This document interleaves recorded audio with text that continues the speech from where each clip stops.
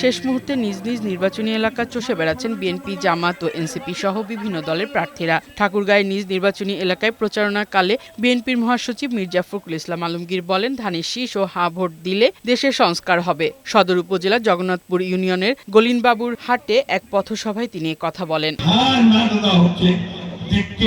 সংস্কার চায়, সংস্কার চায়, যারা সংস্কার চায় তারা বলবে হ্যাঁ, যারা বলবে না।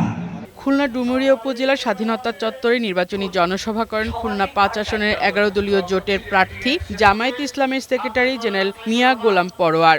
রাজনৈতিক অধিকার ফেরাবার জন্য ১২ই ফেব্রুয়ারির নির্বাচনে ১১ দলের প্রতীক দাঁড়িপাল্লায় ভোট দিয়ে দাঁড়িপাল্লাকে আমরা বিজয়ী করব।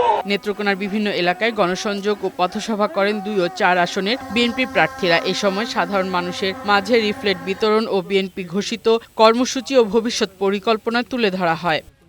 পাবনা মহিলা সমাবেশে নারীদের ভাগ্যবদলের কাজ করার অঙ্গীকার করেছেন ত্রয়োদশ সংসদ নির্বাচনে পাবনা সদর আসনের বিএনপি প্রার্থী অ্যাডভোকেট শামসুর রহমান শিমুল বিশ্বাস।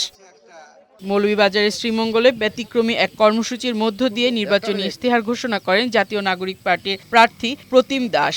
শহরের কলেজ রোড এলাকায় দলীয় নেতাকর্মীদের উপস্থিতিতে তিনি এই ইশতেহার ঘোষণা করেন।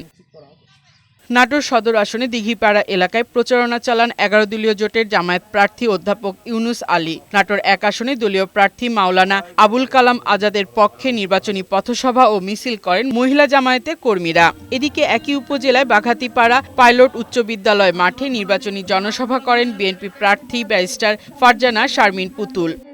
ত্রয়োদশ জাতীয় সংসদ নির্বাচনে পথনাটক মঞ্চায়নের মাধ্যমে পঞ্চগড় ১ আসনের বিএনপি প্রার্থীর প্রচারণা করেছে নাট্যকর্মীরা। এই আসনে ধানের শীষের প্রার্থী ব্যারিস্টার নওশাদ জমিরের প্রচারণায় দি ডায়েরি নাটক মঞ্চস্থ করেন তারা।